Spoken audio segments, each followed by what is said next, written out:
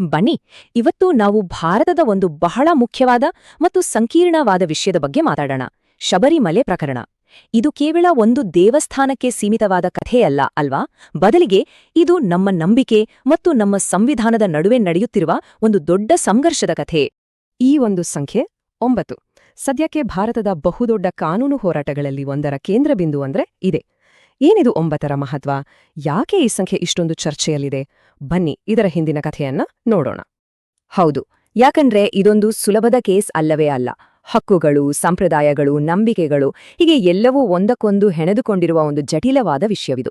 ಇದನ್ನು ಬಿಡಿಸೋಕೆ ನಮ್ಮ ಸುಪ್ರೀಂ ಕೋರ್ಟ್ ತನ್ನ ಇತಿಹಾಸದಲ್ಲೇ ಒಂದು ಅತಿ ದೊಡ್ಡ ಪೀಠವನ್ನ, ಅಂದ್ರೆ 9 ನ್ಯಾಯಾಧೀಶರಿರುವ ಪೀಠವನ್ನ ರಚಿಸಿದೆ. ಇದರಿಂದಲೇ ಗೊತ್ತಾಗತ್ತೆ ಈ ಪ್ರಕರಣ ಎಷ್ಟು ಗಂಭೀರವಾಗಿದೆ ಅಂತ. ಸೊ ಇಲ್ಲಿ ನ್ಯಾಯಾಲಯ ಉತ್ತರಿಸಬೇಕಾದ ಮೂಲ ಪ್ರಶ್ನೆನೇ ಇದು: ಧಾರ್ಮಿಕ ಸ್ವಾತಂತ್ರ್ಯ ಮತ್ತು ಸಮಾನತೆಯ ಹಕ್ಕು ಇವೆರಡೂ ಮುಖಾಮುಖಿಯಾದಾಗ ಏನಾಗುತ್ತೆ? ಯಾವುದು ಮೇಲುಗೈ ಸಾಧಿಸಬೇಕು? ಈ ಒಂದು ಪ್ರಶ್ನೆ ನಮ್ಮ ಸಂವಿಧಾನದ ಅಡಿಪಾಯವನ್ನೇ ಅಲುಗಾಡಿಸ್ತಿದೆ. ಸರಿ, ಹಾಗಾದ್ರೆ ಈ ಇಡೀ ಚರ್ಚೆ ಶುರುವಾಗಿದ್ದು ಹೇಗೆ? ಇಷ್ಟೊಂದು ದೊಡ್ಡ ವಿವಾದಕ್ಕೆ ಕಾರಣವಾದ ಆ ಐತಿಹಾಸಿಕ ತೀರ್ಪು ಏನಿತ್ತು? ಅದನ್ನೊಮ್ಮೆ ನೋಡೋಣ ಬನ್ನಿ. ನೋಡಿ, ಈ ಕಥೆ ಶುರುವಾಗಿದ್ದು 2018ರಲ್ಲಿ. ಆಗ 5 ನ್ಯಾಯಾಧೀಶರಿದ್ದ ಪೀಠ 4-1 ಬಹುಮತದ ತೀರ್ಪು ಕೊಟ್ಟಿತ್ತು. ಎಲ್ಲಾ ವಯಸ್ಸಿನ ಮಹಿಳೆಯರು ಶಬರಿಮಲೆಗೆ ಪ್ರವೇಶಿಸಬಹುದು ಅಂತ. ಆ ತೀರ್ಪು ಬಂದಿದ್ದೇ ತಡ ದೇಶಾದ್ಯಂತ ದೊಡ್ಡ ಮಟ್ಟದ ಪ್ರತಿಭಟನೆಗಳು ಶುರುವಾದವು. ರಾಜಕೀಯವಾಗಿಯೂ ಇದು ಬಹಳ ಸೂಕ್ಷ್ಮ ವಿಷಯವಾಯಿತು.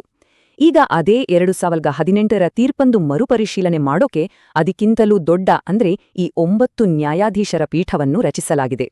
ಇಲ್ಲಿರೋ ಅಸಲಿ ಸಂಘರ್ಷ ಏನು ಅಂತ ಅರ್ಥ ಮಾಡ್ಕೊಳ್ಳೋದು ಬಹಳ ಮುಖ್ಯ. ಯಾಕೆಂದ್ರೆ ಈ ಪ್ರಕರಣದಲ್ಲಿ 2 ಮೂಲಭೂತ ಹಕ್ಕುಗಳು ನೇರವಾಗಿ ಒಂದಕ್ಕೊಂದು ಡಿಕ್ಕಿ ಹೊಡಿತಿದೆ. ನೋಡಿ, ಒಂದು ಕಡೆ ವ್ಯಕ್ತಿಗತ ಹಕ್ಕುಗಳಿವೆ, ಅಂದ್ರೆ ಪ್ರತಿಯೊಬ್ಬರಿಗೂ ಸಿಗುವ ಸಮಾನತೆಯ ಹಕ್ಕು ಮತ್ತು ಅವರವರ ಧರ್ಮವನ್ನು ಆಚರಿಸುವ ಸ್ವಾತಂತ್ರ್ಯ. ಇನ್ನೊಂದು ಕಡೆ ಒಂದು ಧಾರ್ಮಿಕ ಸಮುದಾಯದ, ಅಂದ್ರೆ ಒಂದು ಗುಂಪಿನ ಹಕ್ಕುಗಳಿವೆ, ತಮ್ಮ ಧಾರ್ಮಿಕ ವ್ಯವಹಾರಗಳನ್ನು ತಾವೇ ನಿಭಾಯಿಸುವ ಹಕ್ಕು. ಈಗ ಪ್ರಶ್ನೆ ಇರೋದು, ವ್ಯಕ್ತಿಯ ಹಕ್ಕು ಮುಖ್ಯನಾ ಅಥವಾ ಗುಂಪಿನ ಹಕ್ಕು ಮುಖ್ಯನಾ ಅಂತ. ಈ ಟೇಬಲ್ನಲ್ಲಿ ಒಂದು ಬಹಳ ಇಂಟ್ರೆಸ್ಟಿಂಗ್ ವಿಷಯ ಇದೆ. ಆರ್ಟಿಕಲ್ 25 ಅಂದ್ರೆ ವೈಯಕ್ತಿಕ ಧಾರ್ಮಿಕ ಸ್ವಾತಂತ್ರ್ಯ. ಅದು ಸಮಾನತೆಯ ಹಕ್ಕಿನಂತಹ ಬೇರೆ ಮೂಲಭೂತ ಹಕ್ಕುಗಳಿಗೂ ಬದ್ಧವಾಗಿರಬೇಕು ಅಂತ ಸ್ಪಷ್ಟವಾಗಿ ಹೇಳಲಾಗಿದೆ. ಆದರೆ ಆರ್ಟಿಕಲ್ 26 ಅಂದ್ರೆ ಗುಂಪಿನ ಹಕ್ಕಿಗೆ ಅಂತಹ ಸ್ಪಷ್ಟ ಮಿತಿಯಿಲ್ಲ. ಕಾನೂನಿನ ದೃಷ್ಟಿಯಲ್ಲಿ ಇದೇ ಈ ಪ್ರಕರಣದ ಬಹುದೊಡ್ಡ ಗಂಟು. 2018ರ ತೀರ್ಪಿನಲ್ಲಿ ಕೇಳಲಾದ ಒಂದು ಪ್ರಮುಖ ಪ್ರಶ್ನೆ ಇದು: ಅಯ್ಯಪ್ಪ ಸ್ವಾಮಿಯ ಭಕ್ತರು ಒಂದು ಪ್ರತ್ಯೇಕ ಧಾರ್ಮಿಕ ಪಂಗಡ ಅಂತ ಪರಿಗಣಿಸಬಹುದಾ? ಯಾಕೆ ಈ ಪ್ರಶ್ನೆ ಮುಖ್ಯ ಅಂದ್ರೆ, ಉತ್ತರ ಹೌದು ಅಂತ ಆಗಿದ್ರೆ ಅವರಿಗೆ ಆರ್ಟಿಕಲ್ 26ರ ಅಡಿಯಲ್ಲಿ ತಮ್ಮ ವ್ಯವಹಾರಗಳನ್ನ ತಾವೇ ನಿಭಾಯಿಸಲು ಹೆಚ್ಚಿನ ಸ್ವಾತಂತ್ರ್ಯ ಸಿಕ್ತಿತ್ತು. ಆದರೆ ನ್ಯಾಯಾಲಯವು ಇಲ್ಲ, ಅವರು ಪ್ರತ್ಯೇಕ ಪಂಗಡ ಅಲ್ಲ ಅಂತ ತೀರ್ಮಾನಿಸಿತು. ಅದಕ್ಕೆ ಕಾರಣಗಳು ಇದ್ದವು. ಒಂದು, ಅಯ್ಯಪ್ಪ ಭಕ್ತರು ವಿಶಾಲ ಹಿಂದೂ ಧರ್ಮದ ಒಂದು ಭಾಗವೇ ಹೊರತು ಅವರೊಂದು ಬೇರೆನೇ ಧರ್ಮ ಅಲ್ಲ. 2, ದೇವಸ್ಥಾನದ ಆಡಳಿತ ನೋಡ್ಕೊಳ್ಳೋದು ಒಂದು ಖಾಸಗಿ ಧಾರ್ಮಿಕ ಸಂಸ್ಥೆಯಲ್ಲ, ಬದಲಿಗೆ ಸರ್ಕಾರಿ ಮಂಡಳಿ. ಹಾಗಾಗಿ ದೇವಸ್ಥಾನದ ಆಚರಣೆಗಳನ್ನ ವೈಯಕ್ತಿಕ ಹಕ್ಕುಗಳಾದ ಸಮಾನತೆಯ ಅಡಿಯಲ್ಲಿ ಪರೀಕ್ಷಿಸಬೇಕಾಯಿತು. ಇಂತಹ ಸಂಕೀರ್ಣ ವಿಷಯವನ್ನ ಬಗೆಹರಿಸೋಕೆ ನ್ಯಾಯಾಲಯಗಳು ಕೆಲವು ನಿರ್ದಿಷ್ಟ ಕಾನೂನು ಪರಿಕಲ್ಪನೆಗಳನ್ನ, ಅಂದ್ರೆ ಲೀಗಲ್ ಟೂಲ್ಸ್ ಅನ್ನ ಬಳಸ್ತವೆ. ಬನ್ನಿ ಅವುಗಳಲ್ಲಿ 2 ತುಂಬಾನೇ ಪ್ರಮುಖವಾದ ಕಾನ್ಸೆಪ್ಟ್ಗಳ ಬಗ್ಗೆ ತಿಳಿದುಕೊಳ್ಳೋಣ. ಮೊದಲನೆಯದು ಸಾಂವಿಧಾನಿಕ ನೈತಿಕತೆ ಅಥವಾ ಕಾನ್ಸ್ಟಿಟ್ಯೂಷನಲ್ ಮೊರಾಲಿಟಿ. ಇದೊಂದು ಬಹಳ ಶಕ್ತಿಯುತವಾದ ಐಡಿಯಾ. ಇದರ ಪ್ರಕಾರ ಯಾವುದೇ ಸಾಮಾಜಿಕ ಪದ್ಧತಿ ಅಥವಾ ಧಾರ್ಮಿಕ ಸಂಪ್ರದಾಯ ನಮ್ಮ ಸಂವಿಧಾನದ ಮೂಲ ಮೌಲ್ಯಗಳಾದ ಸಮಾನತೆ, ಸ್ವಾತಂತ್ರ್ಯ, ಘನತೆಗೆ ವಿರುದ್ಧವಾಗಿದ್ದರೆ ಆಗ ಸಂವಿಧಾನದ ಮೌಲ್ಯಗಳೇ ಎಲ್ಲಕ್ಕಿಂತ ಮೇಲೆ ನಿಲ್ಬೇಕು. ಈ ಅದ್ಭುತವಾದ ವಿಚಾರದ ಮೂಲ ಡಾಕ್ಟರ್ BR ಅಂಬೇಡ್ಕರ್. ಅವರ ಪ್ರಕಾರ ನಮ್ಮ ದೇಶಕ್ಕೆ ಅಂತಿಮ ನೈತಿಕ ದಿಕ್ಸೂಚಿ ಅಂದ್ರೆ ಅದು ನಮ್ಮ ಸಂವಿಧಾನವೇ. ಸಂಪ್ರದಾಯ ಮತ್ತು ಸಂವಿಧಾನದ ಮೌಲ್ಯಗಳ ನಡುವೆ ಸಂಘರ್ಷ ಆದ್ರೆ ಸಂವಿಧಾನವೇ ಗೆಲ್ಲಬೇಕು. 2ನೇ ಪರಿಕಲ್ಪನೆ ಒಂದು ರೀತಿಯ ಟೆಸ್ಟ್ ಇದ್ದ ಹಾಗೆ.